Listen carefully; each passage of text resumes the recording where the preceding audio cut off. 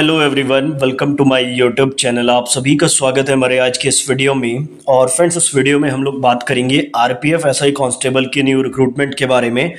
देखो, आप लोगों को पता है कि रेलवे की तरफ से एग्जाम कैलेंडर जारी हुआ था जिसमें ALP technician, NTPC, junior engineer, paramedical, level 1 और मिनिस्ट्रियल एंड आइसोलेटेड कैटेगरी की वैकेंसी का जिक्र किया गया था। लेकिन यहाँ पे आरपीएफ की बात नहीं की गई है। तो बहुत सारे स्टूडेंट पूछते हैं कि सर, आरपीएफ की जो वैकेंसी है उसकी चर्चा एग्जाम कैलेंडर में क्यों नहीं है और कब तक आरपीएफ की वैकेंसी देखने को मिल सकती है। तो चलिए इस वीडियो में सारी चीज़ों को एनालाइज करते हैं। जो जो चीज़ें हमारे पास हैं, जो भी ऑफिशियल अपडेट है वो आपको इस वीडियो में दिखाऊंगा और जानने की कोशिश करेंगे कि आरपीएफ की वैकेंसी कब तक हमें देखने को मिल सकती है। बिना स्किप किए वीडियो के एंड तक जरूर देखें और चैनल पर नए हो तो चैनल को सब्सक्राइब करके बेल आइकन को प्रेस कर लीजिए। दोस्तों, आज हम बात करने वाले हैं आरपीएफ एसआई कांस्टेबल की तैयारी करने के लिए सबसे बेस्ट बुक की, जो चक्षु प्रकाशन की तरफ से आती है। इस एक सिंगल बुक से आप एसआई कांस्टेबल दोनों की तैयारी कर सकते हैं, क्योंकि इस बुक में आपको सामान्य ज्ञान, रीजनिंग और मैथमेटिक्स सारे टॉपिक्स कवर किए गए हैं।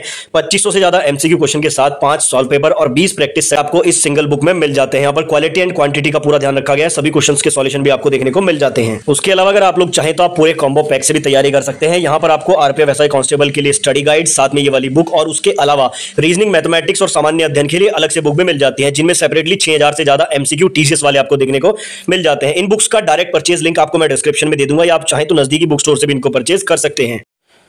तो देखिए, जैसा कि आप सभी लोग जानते हैं कि एग्जाम कैलेंडर रेलवे की तरफ से आया और इसमें सभी वैकेंसीज का जिक्र किया गया, लेकिन आरपीएफ एसआई कांस्टेबल की इसमें बात नहीं की गई है।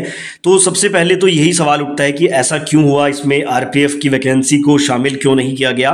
तो देखो, इसका कोई ऑफिशियल रीजन या जवाब तो हमारे पास नहीं है, लेकिन जहां तक मुझे लगता है ये जो एग्जाम कैलेंडर रेलवे ने जारी किया, या फिर टेक्नीशियन की वैकेंसी का जो शॉर्ट नोटिस है ये वाला, ये रेलवे ने जारी किया, या इसके अलावा एज रिलैक्सेशन, ये सारी चीजें कहीं ना कहीं छात्रों के प्रेशर में आकर जारी हुई है। जैसा कि आपको पता है, पटना में एक बड़ा प्रदर्शन का रूप जो है वो छात्रों के द्वारा दिया जा रहा था। तो उसके कारण यहाँ पर रेलवे कहीं ना कहीं प्रेशर में आया। उन्होंने एग्जाम कैलेंडर जो है जारी किया और इसमें एलपी टेक्नीशियन, एनटीपीसी, जेई, मतलब कि जो मेन वैकेंसी उन सभी को इंक्लूड किया गया और इसमें आरपीएफ को मिस कर दिया गया। तो कहीं ना कहीं एक रीजन ये जरूर हो सकता है कि जल्दबाजी में रेलवे ने कैलेंडर जारी किया, उसके कारण इससे आरपीएफ को मिस किया गया हो, या फिर इसके पीछे कुछ और रीजन भी हो सकता है जिसके बारे में हम अभी क्लियरली नहीं कह सकते हैं। लेकिन सवाल ये उठता है कि आरपीएफ की वैकेंसी कब तक आ सकती है। तो मैं आपको बता दूं, 10 मार्च तक अगर इसका नोटिफिकेशन आ जाता है तो बहुत अच्छी बात है, अदरवाइज ये इलेक्शन के बाद ही आपको वैकेंसी देखने को मिलेगी। चलिए इसका रीजन भी मैं आपको बताता हूं। देखो, जैसे कि आपको पता है कि रेलवे ने एएलपी के लिए बोला था कि जनवरी में वैकेंसी आएगी, वो नोटिफिकेशन आ चुका है। टेक्नीशियन की वैकेंसी की बात की गई थी, उसका नोटिफिकेशन भी जारी हो चुका है। लेकिन आरपीएफ के रिगार्डिंग कोई शॉर्ट नोटिस या फिर कुछ भी हमारे पास नहीं है। गिने चुने 2 ऑफिशियल नोटिस हमारे पास है जिसके माध्यम से हम लोग कह सकते हैं कि आरपीएफ की वैकेंसी आ सकती है। देखो, एक तो ये ऑर्डर जो है 2023 में जारी किया गया था और इस ऑर्डर में एक कमेटी बनाई गई थी और ये कहा गया था कि जो आरपीएफ का सीबीटी 1 है, यानी कि फर्स्ट स्टेज जो है, उसको आरआरबी कंडक्ट कराएगा और बाकी का जो प्रोसेस है उसको आरपीएफ खुद कराएगा। इस नोटिस में बेसिकली ये कहा गया था जैसे आपका पीईटी है, पीएमटी है, मेडिकल डीवी, ये सब आरपीएफ खुद कराएगा। ये नोटिस इन्होंने जारी किया था और इसकी रिपोर्ट इन्होंने कहा था कि भाई इसकी जो रिपोर्ट है ये 16 अक्टूबर 2023 तक आपको सबमिट करनी है, जो कि हो चुकी होगी। उसके बाद एक ये डायरेक्टिव 65 निकल के आया था जिसमें नंबर ऑफ वैकेंसीज के बारे में भी बात हुई थी और ये 2024 का ही है।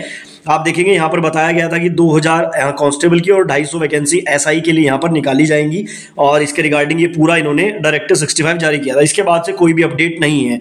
तो एक चीज मैं आपको क्लियर कर दूं, देखो कहीं ना कहीं आरपीएफ की वैकेंसी आनी तो है। जैसे ये नोटिस आया, नंबर ऑफ वैकेंसीज भी यहाँ पर जो है शो की गई। उसके अलावा अगर देखा जाए तो लंबे समय से आरपीएफ का रिक्रूटमेंट नहीं आया है। तो यहाँ पे 10 मार्च से पहले आपको आरपीएफ का जो नोटिफिकेशन है या शॉर्ट नोटिस है वो देखने को मिल सकता है। उसके रीजन मैं आपको बता देता हूं। देखो, जैसे कि यहाँ पर लोकसभा इलेक्शन के चुनावों की घोषणा हो चुकी है तारीखों की, और पहला फेज 11 अप्रैल से यहाँ पे स्टार्ट होने वाला है, यानी कि 11 अप्रैल से आपके चुनाव हैं। और आपको पता है कि चुनाव की जो तारीख होती है उससे लगभग 1 महीने पहले आचार संहिता लग जाती है। तो मान के चलो कि 10 मार्च के बाद आपकी कभी भी आचार संहिता लग जाएगी। तो ये जो आपका आरपीएफ का नोटिस है, अगर ये आना होगा, यानी कि अगर ये रिक्रूटमेंट आना होगा, तो ये 10 मार्च तक आपको देखने को मिल जाएगा।